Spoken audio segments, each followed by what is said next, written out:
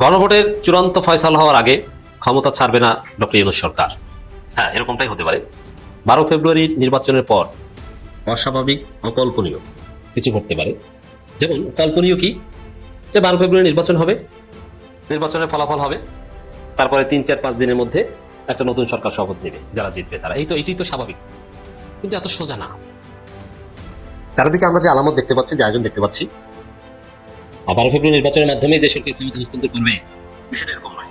অবশেষে ডিবির হাতে আটক হলেন জামাত আমিরের Twitter account hacker Sarwar Alam. এই ব্যক্তি কর্মরত আছেন বঙ্গভবনে, অর্থাৎ রাষ্ট্রপতির অফিসে। তিনি সহকারী প্রোগ্রামার হিসেবে কর্মরত আছেন। শেখ হাসিনার আমলে তার নিয়োগ হয় এবং মনে প্রাণে মুজিব প্রেমে গদগদ, এবং শেখ হাসিনা পালিয়ে যাবার পরে বিএনপিকে অতিরিক্ত সুবিধা দেওয়ার জন্য জামাত আমিরের অ্যাকাউন্ট হ্যাক করে নারীদের ভোট থেকে বঞ্চিত করার জন্য এই কাজটি করেছেন। জামাতের আমির ডক্টর শফিকুর রহমানের এক্স হ্যান্ডেল হ্যাক হলো। সোশ্যাল মিডিয়ার অন্যতম একটি প্ল্যাটফর্ম এক্স, আমরা জানি সবাই। এবং যখন এটা হ্যাক হলো, তখন একটি দলের অনুসারীরা যে টেলিভিশনগুলোকে কন্ট্রোল করেন, তারা জোরে সোরে প্রচার করলেন এবং সাইবার সিকিউরিটি নিয়ে তারা বক্তব্য দিলেন যে এটা এভাবে, এটা এভাবে, এটা এভাবে, এটা এভাবে, এভাবে হয়েছে। এখানে ডক্টর শফিক এই কাজটি সত্যি তিনি করেছেন। এটি কোনো হ্যাক নয়, হ্যাক হলে এটা হয় না, হ্যাক হলে ওটা হয় না, এরকম ব্যাখ্যা দিলেন। বাংলাদেশের সাইবার সিকিউরিটি নিয়ে যারা খুব ভালো বোঝেন, তাদের অনেকের সাথে আমি কথা বলছি। আমার কাছে যে তথ্যগুলো আসছে, খুবই ভয়ঙ্কর তথ্য আসছে। যারা জামাতকে জীবনে পছন্দ করে না, তারা বলে জামাতকে ভোট দেব। হঠাৎ করে আমি দেখি ফ্রিডম ফাইটাররা অনেকে তারা জামাতে যোগ দেয়। হিন্দুরা হঠাৎ করে বলে আমরা জামাতে ভোট দেব। যারা জামাতকে জীবনে পছন্দ করে না, তারা বলে জামাতকে ভোট দেব। যে খ্রিস্টানরা জীবনে জামাতের কথা শুনতে পারে না, তারা বলে আমরা জামাতে ভোট দেব। Oh Jesus Christ, help us to vote for Jamaat. দাঁড়িপাল্লা মির্জা আব্বাস ভাই, আপনি বলেন আমি কি ভুলটা বলছি? আমি বলছি বারাক ওবামা যখন আমেরিকার প্রেসিডেন্ট, তখন তাকে ফিলিপাইনের প্রেসিডেন্ট গালি দিছি, আর বারাক ওবামা সেটাকে হজম করছে। আপনি একজন পলিটিশিয়ান হয়ে সেটা হজম করতে পারবেন না কেন? আমি তো নিউজটা দেখাইছিলাম, আমি তো মিশা নিউজ দেখাই নাই, তাই না? আপনি গালি খাইতে চান না, তাহলে রাজনীতিতে আসছেন কেন? মসজিদের ইমাম হন, কেউ গালি দিবে না। হিমালয়ে গিয়ে সন্ন্যাসী হন, কেউ গালি দিবে না। নবী রাসূলদের গালি দেয় মানুষ, আল্লাহর খোদাকে গালি দেয় মানুষ। আপনি কোন হরিদাস পালাচ্ছেন, আপনার গালি দেওয়া যাবে না। প্রেসিডেন্ট ম্যাক্রন তো থাপ্পড় মারে, আপনি সব থাপ্পড় খাবেন, আপনারা রাজনীতিবিদরা গালি খাবেন। এটা সহ্য করতে হবে, এটাই নতুন বাংলাদেশ। একটু আগে ডাকসুর বিপি এখানে কথা বলে গিয়েছে। আমাকে মাঝে মাঝে লোকেরা জিজ্ঞেস করে আপনারা দেশ চালালে দেশটা কেমন হবে। আমি বলি আল্লাহর মেহেরবানিতে 4 মাসের ডাকসু যেমন দেখতে পাচ্ছেন, তার চেয়েও ভালো হবে ইনশাআল্লাহ। আমরা কথা দিব সেই কথা, যে কথা আমরা রাখতে পারবো। একটা স্ট্যাটাস, সেটা হচ্ছে মির্জা ফখরুল ইসলাম আলমগীরের, এটাই আমার শেষ নির্বাচন। এত বড় নেতা, দলের মহাসচিব, তিনি আপত্তি জানাচ্ছেন, তিনি অনুরোধ করছেন ঠাকুরগাঁও 1 আসনে জীবনের শেষ প্রান্তে দাঁড়িয়ে এবার নির্বাচনকেই নিজের শেষ নির্বাচন হিসেবে ঘোষণা দিয়েছেন। সম্প্রতি সামাজিক যোগাযোগ মাধ্যম ফেসবুকে নিজের ভেরিফাইড পেজ থেকে দেওয়া এক পোস্টে এই আপত্তি জানান তিনি। মুহূর্তেই তার পোস্টটি নেটিজেনদের মধ্যে ভাইরাল হয়। ভাইরাল হওয়ারই কথা। লন্ডন থেকে নেতা তারেক রহমান এসে গুপ্ত শব্দ ব্যবহার করছে। এই গুপ্ত শব্দ রাজাকারের চেয়ে শক্তিশালী শব্দ হয়ে উঠবে ইনশাআল্লাহ। এই গুপ্ত শব্দ দিয়ে আমরা জোটকে ইনশাআল্লাহ বিজয়ের পক্ষে নিয়ে যাব ইনশাআল্লাহ। শুনেন, এইসব শব্দের রাজনীতি খেলেন না, এগুলো শেষ হয়ে গেছে। আপনি যখন লন্ডন থেকে আসছিলেন, তারেক রহমান যখন লন্ডন থেকে আসছিলেন, তখন আমরা অনেক আশা নিয়েছিলাম যে উনি বোধহয় দেশের উন্নয়নমূলক কাজ করবেন, ভালো কথা বলবেন। কিন্তু তিনি এত কোন স্তরের কথা বলছে সেটা আমার বলতে দ্বিধা লাগছে। একজন নেতার মুখে, ওই স্তরের নেতার মুখে এরকম গুপ্ত শব্দ মানায় না। এইসব এক শব্দে হাসিনার পতন হয়েছে। আপনারা যদি এইসব শব্দ ব্যবহার করে মানুষকে ঠেকাতে চান, তাহলে কি হবে? বিএনপি 59% প্রার্থী দিন খেলাম, মানে ব্যাংকের টাকা মেরে খাইছে, লুটপাট করেছে। উই জিত বিয়ার পাবলিক কি গান গাবি, তবু হে বিজয়ী বীর তারেক সেনা, তোমাদের ব্যাংক ঋণ কোনোদিন শোধ হবে না, না না না, শোধ হবে না। তুই ব্যাংকের ঋণ শোধ করবে পারিস না, তো দেশ সেবার কাজ হয়। এখন প্রশ্ন আসছে ঘুরে ফিরে যে এই কাজটি কি তিনি নিজের ইচ্ছায় করেছেন, নাকি এর সাথে অন্য কেউ জড়িত ছিল? অ্যাকাউন্টটি হ্যাক করার সাথে সাথে যিনি হ্যাক করেন তিনি তো প্রথম জানার কথা। তারপরে তিনি যদি কাউকে শেয়ার করেন বা তার সাথে যদি কেউ সহযোগী থাকে, তার জানার কথা।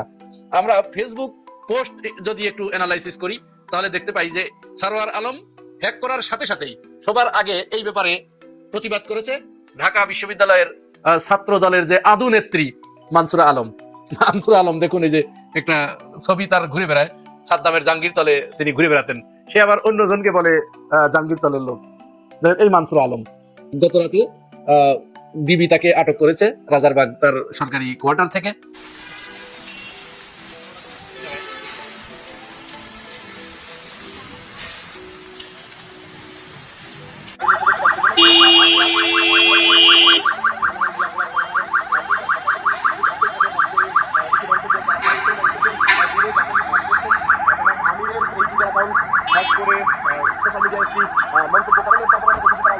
আটক করার পরে প্রাথমিক জিজ্ঞাসাবাদে তিনি জানিয়েছেন তার ক্ষোভের থেকে, এবং বিএনপিকে একটু বেশি ফ্যাসিলিটি দিতে তিনি এই কাজটি করেছেন। শুধু তাই নয়, ওই কাজটি করার পরে তিনি এবার সেক্রেটারি জেনারেল মিয়া গোলাম পরোয়ারের অ্যাকাউন্টটিও হ্যাক করেছেন, এবং শফিকুল ইসলাম মাসুদ তার অ্যাকাউন্টটিও হ্যাক করে নিজেদের মন গড়া কথা সেখানে তিনি লিখে দিয়েছেন। তাকে জিজ্ঞাসাবাদ করার পরে এখন বিএনপির ভিতরে কেউ কেউ এর সাথে জড়িত আছেন, তিনি প্রাথমিক স্বীকার করেছেন যে তার সাথে অন্য কেউ আছেন। এখন কে কে আছে এটি জাতি জানতে চায়, কারণ এটি নিয়ে অনেক জল ঘোলা করা হয়েছে।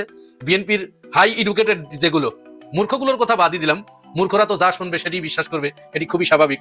কিন্তু বিএনপির পক্ষ থেকে আমরা এমন কিছু মানুষদের কাছ থেকে এই ব্যাপারে প্রতিক্রিয়া পেয়েছি যাদেরকে আমরা বেশ ভালো মানের লোক হিসেবে আমরা জানতাম, হায়ার এডুকেটেড, ওয়েল ম্যানার্ড জানা লোক। এমনকি জুলকারনাইন শাহের বিএনপির কর্মী, যিনি বিএনপির অ্যাক্টিভিস্ট, তিনিও এ ব্যাপারে দেখলাম যে খুব আগ্রহ প্রকাশ করছেন এবং যথেষ্ট আগ্রহ প্রকাশ করছেন। এখন এই যে হ্যাক করে একই ধরনের শব্দ কিন্তু সেখানে ব্যবহার করছে, নারীদেরকে উত্তেজিত করে দেবার, নারীদেরকে খেপিয়ে দেবার পোস্ট, সবগুলো বিশ্লেষণ করলে একই বিষয় লক্ষ্য করা যাচ্ছে। কারণ কি? কারণ হচ্ছে বিএনপি নারীদেরকে এই মুহূর্তে প্রচন্ড ভয় পাচ্ছে। এই কারণে এখনো বিএনপি না ভোটের পক্ষ ছাড়ে নাই। বিএনপি কিন্তু অবশ্যই না ভোটে ভোট দিবে, ধানের শীষ এবং না। আমি প্রমাণ দিয়ে দিচ্ছি, তারেক রহমান যতই বলুক যে আপনারা হ্যাঁ ভোটে ভোট দিবেন, যেদিন তারেক রহমানের ওই খবরটি প্রকাশিত হয়েছিল যে তিনি হ্যাঁ ভোটে ভোট চাচ্ছেন, আমি সেদিনই বলেছিলাম যে এটি তার মনের কথা নয়। তিনি উপরে এটি বলেছেন, ভিতরে ভিতরে তার নেতা কর্মীদেরকে তিনি শিখিয়ে দিয়েছেন যে তোমরা কিন্তু না এর পক্ষে ভোট চাইবে। এই যে প্রমাণ।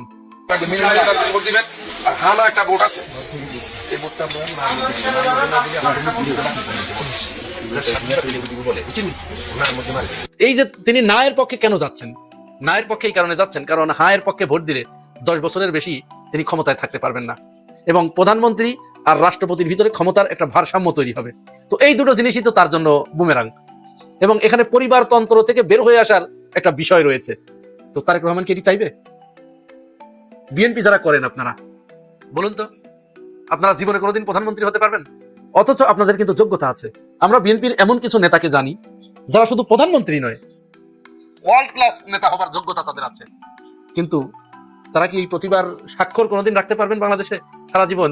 তাদের কিন্তু ওই নেতার পায়ের নিচেই থাকতে হবে, ঠিক যেভাবে আমাদের এই যে রাকিব, দেখুন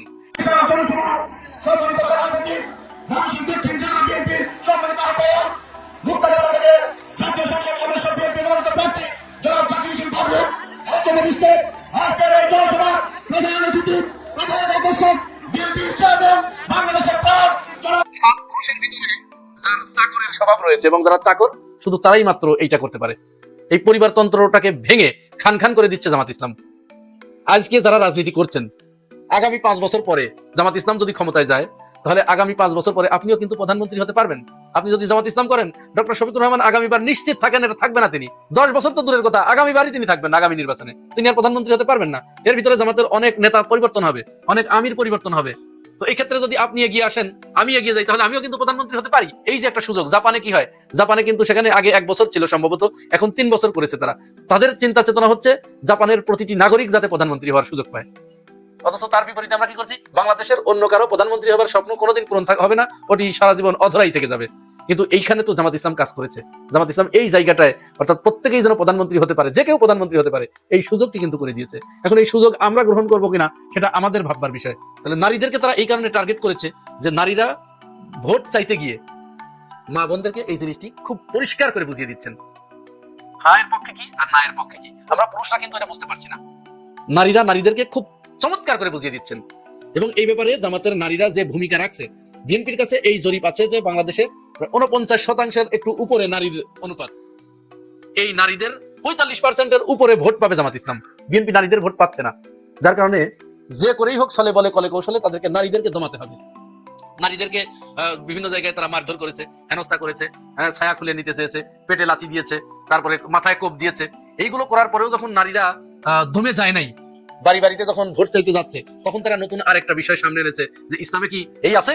আমরা দেখেছি বিভিন্ন জায়গায় যে তোমরা নারী এই যে ভোট চেয়ে বেড়াচ্ছ না মহিলারা, এটা ইসলামে আছে। তার মানে কি? আপনি নিজে বলছেন নারীদেরকে জামাত ইসলাম ক্ষমতায় দেয় না, বা জামাত ইসলাম নারীদেরকে ঘরে আবদ্ধ করে রাখতে চায়। সেই নারীরা যখন ভোট চাইতে যাচ্ছে তখন আপনি বলছেন যে এটা কি ইসলামে আছে?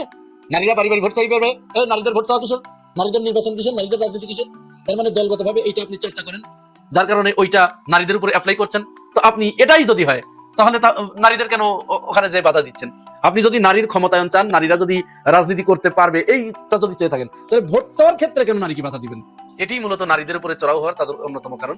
নারীদেরকে তারা ডিটাচ করতে চাচ্ছে জামাত থেকে। নারীদের ভোট যাতে জামাত ইসলাম এবার না পায় সেই ব্যবস্থা করার জন্য তারা উঠে পড়ে লেগেছে। আর একটা ষড়যন্ত্র শুরু করেছে, জুলকারনাইন শাহের এটি করছেন ঢাকা 17 আসন, যেহেতু এখানে তারেক রহমানের প্রতিদ্বন্দ্বী খালেদুজ্জামান। এখন খালেদুজ্জামান যদি জিতে যায় তাহলে তো তারেক রহমানের মান সম্মান সব শেষ হয়ে যাবে। যার কারণে একের পর এক জুলকারনাইন শাহের এখন পুরনো বিভিন্ন ভিডিওগুলো খুঁজে খুঁজে বের করে এনে তারা খালেদুজ্জামানের চরিত্র হননের চেষ্টা করছে। গতকাল একটি ভিডিও তিনি ছেড়েছেন সেনাবাহিনীর সাথে বাকবিতণ্ডার, ওটি কিন্তু আরো 1-1.5 মাস আগের। ওই ব্যাপারে খালেদুজ্জামান ক্ষমা চেয়ে সেনাবাহিনীর সাথে তার একটা আপোষ হয়ে গেছে, সেইটা তিনি এখন সামনে এনেছেন। আজকে আবার আরেকটি ভিডিও তিনি সামনে এনেছেন, খালেদুজ্জামান কোন একটা ব্যাংকে, এক্সিম ব্যাংকের কোন শাখায় গিয়ে ম্যানেজারকে মেরে নাক ফাটিয়ে দিয়েছেন। এটা কত বছর আগের আল্লাহ জানে, আর সেখানে পরিষ্কার বোঝাও যাচ্ছে না, কিন্তু সেটি তিনি সামনে আনছেন। এখন ওই কথা তো আর বলতে পারছেন না যেটি বহু পুরনো।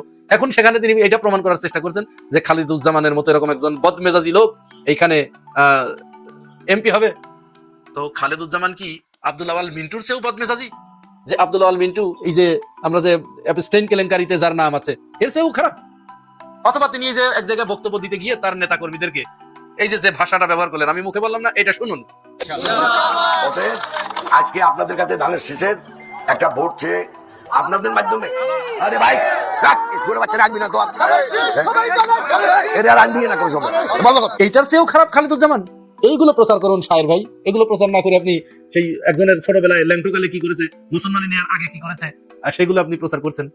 জামাতের আমির ডক্টর শফিকুর রহমানের এক্স হ্যান্ডেল হ্যাক হলো। সোশ্যাল মিডিয়ার অন্যতম একটি প্ল্যাটফর্ম এক্স, আমরা জানি সবাই। এবং যখন এটা হ্যাক হলো তখন একটি দলের অনুসারীরা যে টেলিভিশনগুলোকে কন্ট্রোল করেন তারা জোরে সোরে প্রচার করলেন এবং সাইবার সিকিউরিটি নিয়ে তারা বক্তব্য দিলেন যে এটা এভাবে, এটা এভাবে, এটা এভাবে, এটা এভাবে, এভাবে হয়েছে।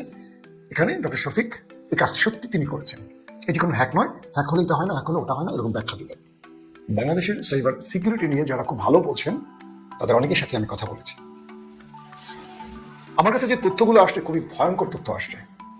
আমি তথ্যটার আগে আমি আপনাদেরকে কিছু ইতিহাস জানাবো। আপনারা সবাই বসে আছেন তো শোনার জন্য, একটু ওয়েট করেন। আমি একদম অনেকের নাম উল্লেখ করবো কিনা চিন্তা করছি লাইভের মধ্যে, কিন্তু ঘটনার পুরোটা জানাবো, কিভাবে কারা হ্যাক করলো, কেন করলো, কোন প্রক্রিয়া হলো, টোটাল বিষয়টা একটা সিনারি জানাবো আজকে আপনাদের লাইভের মধ্যে। আপনাদের নিক্সনের কথা মনে আছে? মার্কিন প্রেসিডেন্ট, তিনি 1972-এর দিকে 17 জুলাই মেবি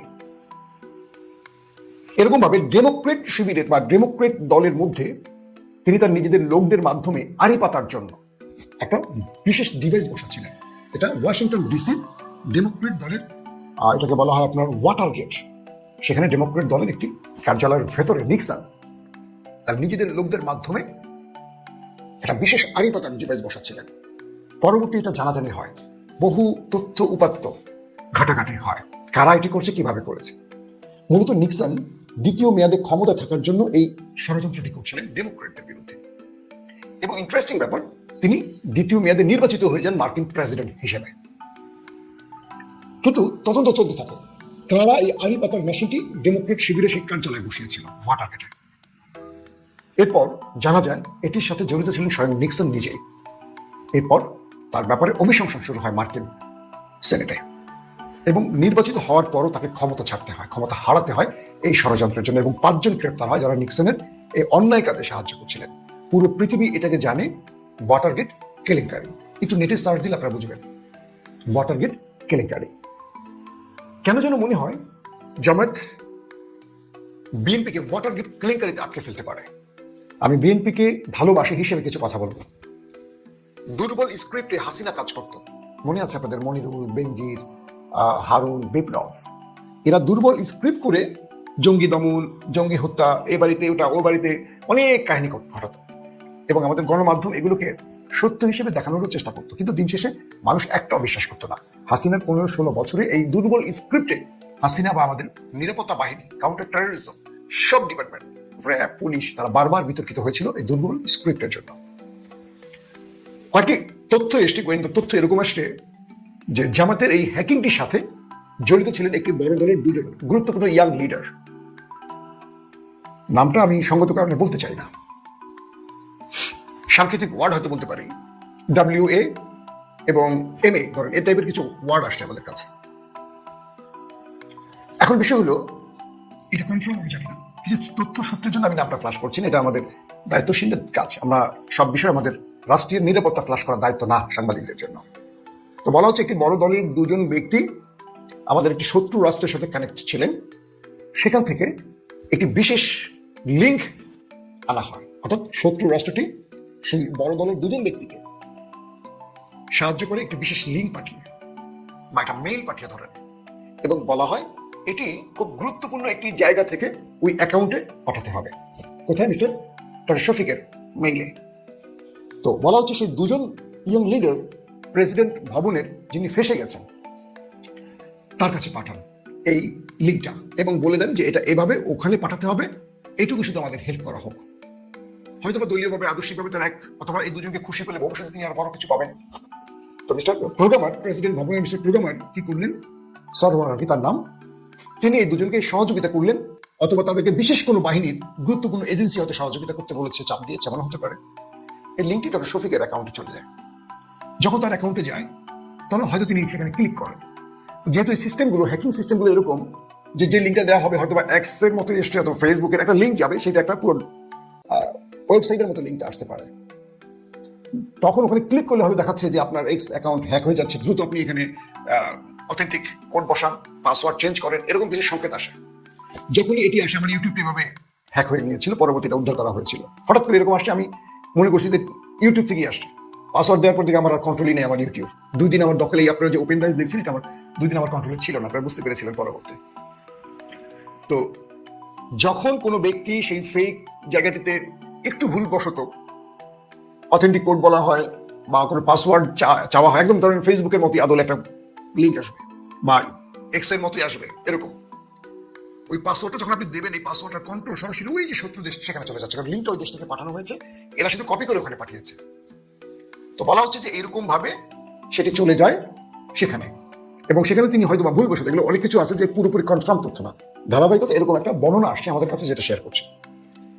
এরপর তিনি যে অথেন্টিক কোড দিয়েছেন বা পাসওয়ার্ড দিয়েছেন, সরাসরি সেই শত্রু রাষ্ট্রের কাছে পুরো পাসওয়ার্ড চলে যায় এবং পুরোপুরি সেটা হ্যাক হয়ে তাদের নিয়ন্ত্রণে চলে যায়। তারপর সেখান থেকে আপত্তিকর একটি নারীদের বিষয়ে পোস্ট হয়, ধরেন, কারণ এটি একটা পরিকল্পিত, বোঝা যাচ্ছে। জামায়াতের আমিরের সাম্প্রতিক যতগুলো বক্তব্য আমরা দেখেছি, এটা বিরোধী দল বলে না, রাষ্ট্রের রাজনীতিতে শিষ্টাচার বা সৌন্দর্যের জায়গা থেকে আমি বলবো যে তিনি নারীদের কর্মঘণ্টা কমানো, তাদেরকে মা বোন সম্বোধন করা বেশ সুন্দর করে প্রেজেন্ট করেন। তিনি এইভাবে কাউকে বেশ্যা বা পতিতা তুলনা করবেন, এটা অ্যাটলিস্ট আমি বিশ্বাস করিনি, আর যারা বলছেন তারা বিশ্বাস করেন না। তারা রাজনৈতিক কারণে নির্বাচন সামনে জন্য বলছে, এটা সঙ্গে তারেক রহমান বিশ্বাস করেন, এটা আমার মনে হয় না। 12 তারিখ নির্বাচন হয়তো বলা লাগবে বলছে, এটা বলি রাজনৈতিকভাবে, এটাকে আমি খুব বড়ভাবে দেখছি না, কিন্তু ষড়যন্ত্রটাকে বড় করে দেখছি। এখন বলা হচ্ছে যে এরপর জামাত শিবিরের আইটি সেল এটার মধ্যে ঢুকে পড়ে মানে যখন তারা বুঝতে পারে এটা নিয়ে বড় কিছু ঘটতে যাচ্ছে, তখন তারা প্রেসিডেন্ট ভবনে ঢুকে পড়ে। আপনাদের একটা তথ্য দিয়ে রাখি, আওয়ামী লীগ এবং জামাতের একটা মিল আছে। মিল কি জানেন? তারা তাদের মেধাবী মুখগুলোকে যোগ্য জায়গায় বসায়। সবসময় দেখবেন আওয়ামী লীগের মধ্যে মেধাবী লোকগুলো সবসময় ভালো ভালো জায়গায় বসে। তাদের রাজনৈতিক নেতারা যত বড় বাকওয়াস হোক না কেন, কিন্তু গুরুত্বপূর্ণ জায়গায় তারা মেধাবী বসায়। যেমন ধরেন গবেষণা সেল। বাংলাদেশের সবচেয়ে বড় তারকারা কারা? আওয়ামী লীগ করে। কেন আওয়ামী লীগ করে? খেয়াল করবেন, এবার নির্বাচনে কয়টা দল আমাদের তারকাদের মনোনয়ন দিয়েছে, কিন্তু আওয়ামী লীগ দেয়। আওয়ামী লীগ এই জিনিসগুলো ভ্যারিয়েশন করে। আর জামাত ইসলামের মধ্যে একটা জিনিস আছে, তাদের মেধাবী মুখগুলো তারা গুরুত্বপূর্ণ পদে বসায়। দেখবেন জামাত নেতাদের সাথে টকশো করে সবাই খুব একটা স্বাচ্ছন্দ্য বোধ করে না, কারণ এটা খুব হিউজ স্টাডি করে, একাডেমিক স্কিলস তাদের অনেক ভালো। তো বিষয়টা হয় যে জামাত শিবিরের আইটি যারা খুব পাওয়ারফুল ছেলেগুলো, বুয়েটের থেকে পাশ করা বা বিদেশ থেকে এসছে, আমি যাদেরকে মোটামুটি চিনি, এরা এটার মধ্যে ঢুকে যায় এবং এটার পুরো নথি বের করে ফেলে। বের করার কারণে যেটা হয়, যে এখানে একটা ছেলে আছে যার আমি যতটুকু জানি তিনি বাঁশের কেল্লার একদিন ছিলেন, মেইন বাঁশের কেল্লা যেটা চালানো হইতো হাসিনা তার 15 বছরের বাঁশের কেল্লা কাউকে ধরতে পারে না, মানে মূল যে ছেলেটা তার সাথে আমার 5 তারিখের পর পরিচয় হয়েছে, সেই ছেলেটাকে আমি সেখানে দেখছি, মানে টেলিভিশনের ভিডিওতে দেখছি, সে ওখানে দাঁড়িয়ে আছে, যে টিমটা প্রেসিডেন্ট ভবন থেকে বেরিয়ে এসেছিল। তো বাঁশের কেল্লাকে ধরতে পারে না হাসিনা পুরো নেটওয়ার্ক, তার মানে তারা কতটা মেধা নিয়ে চলে বুঝতে পারছেন তো। তো সেই টিমটা সেখান থেকে বের করে ফেলে যে ডক্টর শফিককে যে লিঙ্কটা পাঠানো হয়েছে হ্যাকিং এর জন্য, এটা চুপ্পুর প্রোগ্রামার মিস্টার সরোয়ার পাঠিয়েছে।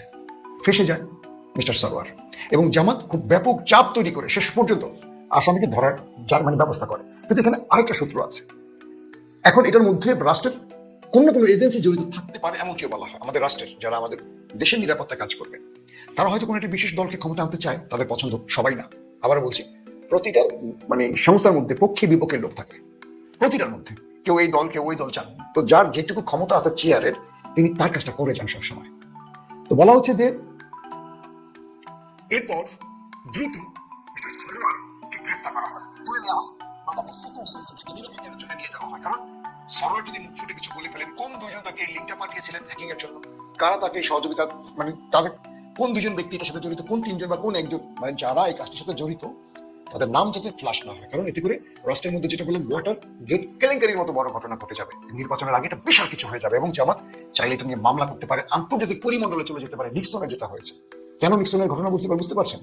ওয়াটার গেট কেলেঙ্কারি একটু পড়তে বুঝবেন, যেহেতু জামাত আন্তর্জাতিকভাবে খুবই স্ট্রং ভূমিকা রাখতে পারে। তো এই জন্য হয়তো কোনো একটা জায়গা থেকে আপোষ হতে পারে, আই ডোন্ট নো আপোষ জামাত করবে কিনা, জামাত মামলা করতে পারে, অনেক কিছু হতে পারে। বাট যারা এই কাজটি করেছে তারা খুব কাঁচা কাজ করেছে, এবং তারা তারেক রহমানকে ক্ষতিগ্রস্ত করছেন, বিএনপিকে ক্ষতিগ্রস্ত করছেন। বিএনপিতে অনেক মেধাবী মুখ থাকা জরুরি, এবং বিএনপি করে প্রচুর মেধাবীরা আছে, কিন্তু তারা সাইড পায় না। ইশরাকদের জন্য ধাক্কাধাক্কি করতে হয়, তো তারা সেখানে যায় না। মেধাবীরা ধাক্কাধাক্কি করবে না, মেধাবীরা মেধা দিয়ে কাজ করবে। আপনি শিবিরের কখন ধাক্কাধাক্কি করতে দেখেন? একটা শিবির নেতার সাথে একটা ছাত্রদল নেতাকে বসে দেন টকশোতে, দেখেন তো কি সুন্দর করে কথা বলে। বিএনপি এত বড় দল হওয়ার পর একটা বিশ্ববিদ্যালয় একটা ভিপি জিএস এজিএস বানাতে পারেনি, বিশাল শক্তিশালী একটা দল। কারণ তাদের অনেক জায়গায় দুর্বলতা আছে, তারা নেতৃত্ব চয়েস করে কে জুতা টানতে পারে, কে বাজার করতে পারে, কে মাল পানি দিতে পারে, তারা মেধাবীদেরকে নেতা বানায় না। আফসোস, অনেক মেধাবী তরুণদের দেখতে ছাত্রদল করতে, কিন্তু কমিটিতে স্থান পায়নি। পেয়েছে কি? যেটা গাঞ্জাখোর, যেটা মালখোর, মুখ থেকে মদের গন্ধ বেরোয়, কুৎসিত কথা বলতে পারে। আর শিবির কাদেরকে বানায়? জাহিদের মতো ছেলেদেরকে দেখলে সুন্দর লাগে, শিবিরকে ভালোবাসে, বিষয়টা এরকম না। তার কথা দেখছেন কত নরম করে ঠান্ডা করে কথা বলে। সাদেক কায়েমকে দেখছেন কিভাবে কথা বলে, কোনো হট মেজাজ গরম। গণেশকে দেখছেন ছাত্রদলের কিভাবে হাঙ্গি ভাঙ্গি করে কথা বলে। ভালো লাগার জন্য কিছু ভালো চেহারা প্রয়োজন আছে, ভালো বিহেভিয়ার প্রয়োজন আছে। তো এই বিষয়গুলো এখন বলা হচ্ছে যে জামাত ইসলামের একটা স্ট্রং ভূমিকা এখন রাষ্ট্রের মধ্যে আছে, সেটা পুলিশ বলেন, সেনাবাহিনী বলেন, বিজেপি বলেন, র্যাব বলেন, আমলাতন্ত্র বলেন, আরো সচিবালয় বলে। এখন বিএনপি এককভাবে চাইলে কিছু করতে পারবে না, জামাত এককভাবে চাইলে কিছু পারবে না।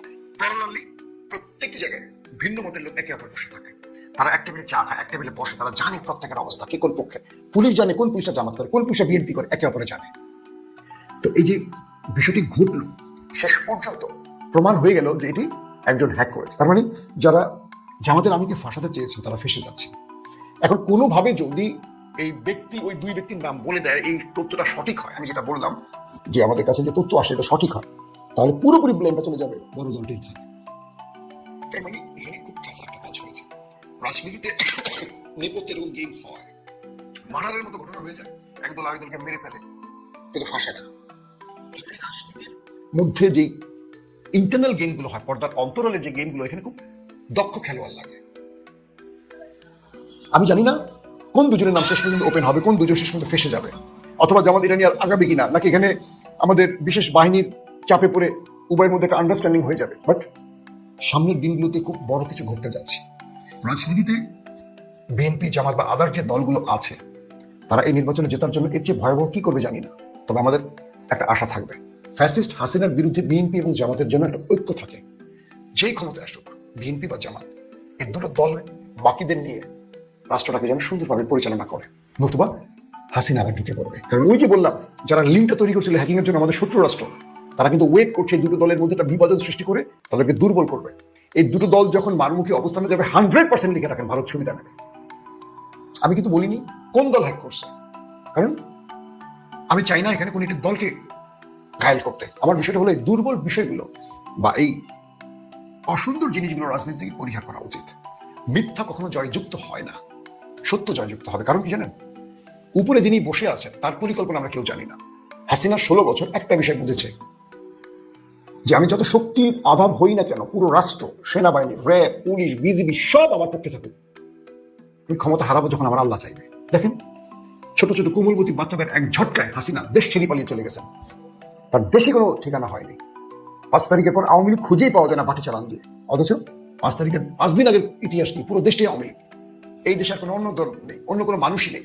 তার মানে হলো আপনি যা কিছু করবেন নেগেটিভটা ভেবে নেবেন, এটা ফল কি হতে পারে, এটা সাইড এফেক্ট কি হতে পারে। তাই বলছি, প্রত্যেকটা দলের মধ্যে মেধাবীদের জায়গা পাওয়া উচিত, পজিটিভ মানুষের জায়গা পাওয়া উচিত। আমি বিশ্বাস করি কোন রাজনৈতিক দল অন্যের অপপ্রচার না করে নিজের প্রচারটা করুক। আমি ভালো কিছু করবো, আমি রাষ্ট্রের ক্ষমতা বসলে এটা করবো এটা বলুক। ওই দল এটা করছে, ওই দল চোর, ওই দল টেম্পু স্ট্যান্ড, ওই দল চাঁদাবাজ করে, ওই দল এয়ার খায়, ওই দল বলতে বলতে 54 বছরে আমরা শুধু প্রত্যেকটা দলের দিকেই মানে নিজের অন্যের পিছনে হাত দিতে গিয়ে নিজের পাশে আর 5টা হাত ঢুকে গেছে। মানে আমরা একজনের কাপড় খুলতে গিয়ে সেদিন দেখলাম ডক্টর শফিককে নিয়ে একটা নোংরা পিকচার তৈরি করা হয়েছে, খালি গায়ে, মুখে দাঁড়িয়ে, পেট বের করে বসে আছে, পাশে একটা বোরকা পরা মহিলা। আজকে দেখলাম সেই ছবিটা রিভার্স হয়ে গেছে, তারেক রহমানকে বসাই দিয়েছে। এখন এটার জন্য কে দায়ী? যারা শফিককে নিয়ে করছে, শফিকের লোকের আমার বিএনপিকে নিয়ে করছে। এতে করে কি হচ্ছে, একবার শফিক লাইনটা হচ্ছে, একবার জনাব তারেক রহমান একটা হচ্ছে। এটা কি রাজনীতির সৌন্দর্য? এটা হওয়া উচিত যে দলটা 1.5 বছর জুটে ছিল, একে অপরের জন্য লড়াই করেছে, রক্ত দিয়েছে। এই দৃশ্যগুলো আমার দেশ থেকে দেখেছি। তো তাদের মধ্যে প্রতিযোগিতা একটা সৌন্দর্য থাকা উচিত, সৌহার্দ্যের ব্যাপার থাকা উচিত, যেন দিন শেষে একে অপরের বুকে বুক মেলাতে পারে। এই রাষ্ট্রকে এগিয়ে নিতে হবে। তো এই রাষ্ট্রটাকে এগিয়ে নিতে গেলে এই দুটো দলের মানে এক হওয়া খুব জরুরি। কিন্তু পরিস্থিতি যা বলছে, যেন এদের কামড়িতে আবার আওয়ামী লীগ চলে আসবে। আর এবার আওয়ামী লীগ আসলে জামাত আর বিএনপি কাউকে ছাড় দেবে না, গণকবর দেবে। ইতিহাস কাউকে ক্ষমা করে না, মনে রাখবেন, আওয়ামী লীগ কাউকে ক্ষমা করে না। বিএনপি হয়তো ভুলে যায় সব, বিএনপির অধিকাংশ মানুষ না ভোটের পক্ষে। চিন্তা করেন, তারেক রহমান বলার পরও, তারেক রহমান হায়ের পক্ষে দাঁড়ানোর পর দেখি সোশ্যাল মিডিয়া বিএনপির বহু লোক 70% হায়ের পক্ষে। মানে কি, এই বিপ্লবকে সমর্থন করেননি নাকি বিপ্লব পাওয়ার পর তারা ক্ষমতা আসবেন বলে আর হা দরকার নেই, কালকে ক্ষমতা হারাতে পারেন না? এর চেয়ে জগদ্দল পাথর রাষ্ট্রীয় ক্ষমতা বসতে পারে না? বিএনপি কেন আগামী দিনটা চিন্তা করে, আজকের দিনটা কেন চিন্তা করে? বুদ্ধিমানরা আগামী দিনটাকে চিন্তা করে। আমি জানি না এই আমিরে জামাতের এই হ্যাকের সাথে কার কার নাম উঠে আসে এবং কারা কারা শেষ পর্যন্ত বেজ্জতি হয়। তবে রাজনীতির যে তথ্যগুলো আমরা পাই, এগুলো যেন মিথ্যাই হয়, সত্যচরা না হয়। আমাদের রাষ্ট্রের নিরাপত্তা বাহিনী, আমাদের এজেন্সি, এরা আমাদের ভালোবাসা, এরা যেন কোনো ভুল ট্র্যাপে রাষ্ট্রের রাজনীতিকে না নিয়ে যায়। কারণ হাসিনার ফ্যাসিস্টরা গুরুত্বপূর্ণ জায়গায় এখন বসে আছে, তারা রাষ্ট্রকে ভুল দিকে নিতে চাইছে। আমাদের রাজনীতিকদের উচিত ভুল পথে পা না দেয়া। এমনও হতে পারে যারা আজকে ওই দলটিকে সাহায্য করছে এই বন্ধু কাজে, কালকে তারাই ফাঁসিয়ে দেবে। কালকে তারা এখন মনে হচ্ছে যে তাদেরকে হয়তো সুবিধা দিচ্ছে তারা, না, এমনও হতে পারে দিন শেষে তারাই সব ফাঁস করে দিয়ে দলটাকে ফাঁস করে ফেলে দেবে। অতএব আপনি যখন কারো কাছে নিজের গোপনীয়তা শেয়ার করবেন, আপনি তার কাছে বন্দী হয়ে যাবেন। তবে শর্ত আছে, ডক্টর ইউনূস সরকার এই বিষয়ে ডিটারমাইন। যে ডক্টর ইউনূস সরকার মনে করে, এটা সরাসরি বলবে না, এটা আমরা বের করেছি। ডক্টর ইউনূস সরকার মনে করে যে তাদেরকে জুলাই সনদ বাস্তবায়ন করে দিয়ে যেতে হবে। যে সংস্কার উদ্যোগ বা জুলাই সনদে যেসব সংস্কার অ্যাটলিস্ট সাইন হয়েছে, এটা রেনিগস বাস্তবায়ন করে দিয়ে যেতে হবে। ইউনূস সরকার যদি এটা বাস্তবায়ন নিশ্চিত করতে না পারে, তাহলে তারা ব্যর্থ। অতএব ওই ব্যর্থতার দায় তারা নিবে না। তারা জুলাই সনদ বাস্তবায়ন মানে সংস্কার বাস্তবায়ন নিশ্চিত না হওয়া পর্যন্ত, গ্যারান্টি না পাওয়া পর্যন্ত ক্ষমতা হস্তান্তর করবে না। 9 ফেব্রুয়ারি যুক্তরাষ্ট্রের সাথে চুক্তি এবং ভোটের কয়েকদিন আগেও নানান সিদ্ধান্ত, এগুলো কেন? এমনকি সর্বশেষ যে বৃহস্পতিবার ভোট, বৃহস্পতিবার তার আগের বৃহস্পতিবার আপনারা আলোচনা শুনছেন, তার একদিন পরেও দেখবেন এরকম কিছু একটা ঘটবে যে নতুন কোনো সিদ্ধান্ত নিয়েছে সরকার। র্যাবের নাম পরিবর্তন করেছে, অমুক অধ্যাদেশ তমুক অধ্যাদেশ জারি করা হয়েছে, রাষ্ট্রপতি সিগনেচার করে এমন ভাবে অ্যাক্ট করছে যাতে নির্বাচনের পরও ক্ষমতা ধরে রাখা যায় বা সরকার চলমান থাকতে পারে এবং কিছু কিছু উপদেষ্টা চলে যেতে পারেন। তারা চলে গেলে কি, এটাও তারা কি হবে এটাও ঠিক করে রেখেছেন। এমনকি একটা বিষয় দেখেন, সাধারণত এই ধরনের সরকারকে পালাতে হয় নির্বাচনের পর। হ্যাঁ, যারা ক্ষমতা আছে তারাই সেফ এক্সিট দেয়, তারা দেশে থাকতে পারে না। ইউনূস সরকার এটা করবে না। এই সরকার বাংলাদেশে থাকবে। আসিফ নজরুল, মোস্তফা সরোয়ার ফারুকী, তারা কোথায় যাবেন? তারা এই দেশেই থাকবেন। তারা এদেশে চাকরি করবেন, ব্যবসা বাণিজ্য করবেন, আগের পেশায় ফিরে যাবেন। এটা নিশ্চিত করতে হলে, তাদের জীবনের নিরাপত্তা নিশ্চিত করতে হলে, জুলাই যোদ্ধাদের নিরাপত্তা নিশ্চিত করতে হলে, ইউনূসকে যদি ফাঁসির দড়িতে ঝুলতে না হয়, এটা নিশ্চিত করতে হলে জুলাই সনদ বাস্তবায়ন করে দিয়ে যেতে হবে। জুলাই সনদ বাংলাদেশে বাস্তবায়ন না হলে ইউনূসের ফাঁসি হবে, উপদেষ্টাদের ফাঁসি হবে, জুলাই যোদ্ধারা ক্রস ফায়ারে মরবে। অতএব 12 ফেব্রুয়ারি নির্বাচনে যারা জিতুক, ক্ষমতায় আসুক, নির্বাচন হয়েছে বাবা আমি চলে যাই, এত সোজা না হিসাব। অতএব জুলাই সনদ বাস্তবায়ন নিশ্চিত না হওয়া, গ্যারান্টি না পাওয়া পর্যন্ত, সেটা বিএনপি ক্ষমতায় আসুক আর জামাত ক্ষমতায় আসুক,